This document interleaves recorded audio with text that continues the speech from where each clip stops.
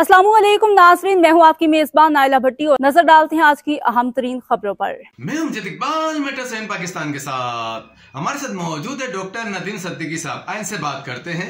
2025-26 जो है आने वाला है और तब हर सेक्टर में गहमा गहमी है, मुख्तलिफ तजस्सुस हो रहे लोगों को।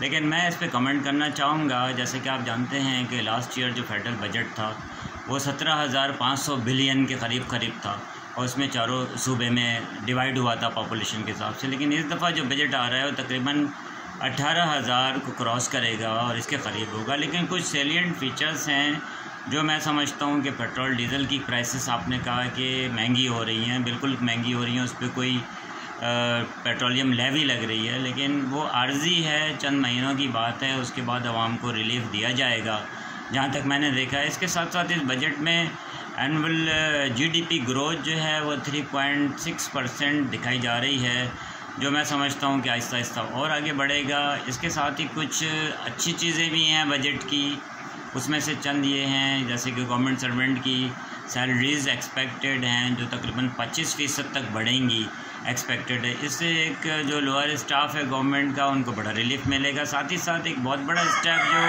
अब गवर्नमेंट कर रही है कि रिटायर्ड लोगों की पेंशन में तकरीबन 15% का इजाफे के इम्कानात हैं, जो मैं समझता हूँ बड़ा खुश आइंद है। साथ ही साथ सेल्स टैक्स की शरह जो है वो 15 से 18% पे जा रही है, जैसे कि हम सुनने में आ रहा है हमें। तो ये एक अच्छी बात नहीं है, क्योंकि इसको अगर 18% पे जाएगा तो महंगाई बढ़ेगी इसके साथ, और अब हर चीज़ की प्राइस में जो सेल्स टैक्स है वो ऐड हो जाएगा और आफ्टर ऑल ये ऐड होगा कस्टमर के ऊपर जाएगा ये, तो महंगाई बढ़ेगी। बाकी पेट्रोलियम लेवी जो लग रहा है तो पेट्रोल की प्राइसेस बढ़ेंगी और उससे हर तरफ प्राइसेस बढ़ेंगी। आर्जी है ये, लेकिन फिर भी मैं समझता हूँ कि हुकूमत को कुछ सोचना चाहिए इसके बारे में, कोई ऐसा रिलीफ दे जैसे कि पेंशनर्स को दे रहे हैं, गवर्नमेंट सर्वेंट को दे रहे हैं, ऐसे नॉर्मल आवाम जो रेस्ट ऑफ दी आवाम है उनके लिए भी रिलीफ होना चाहिए।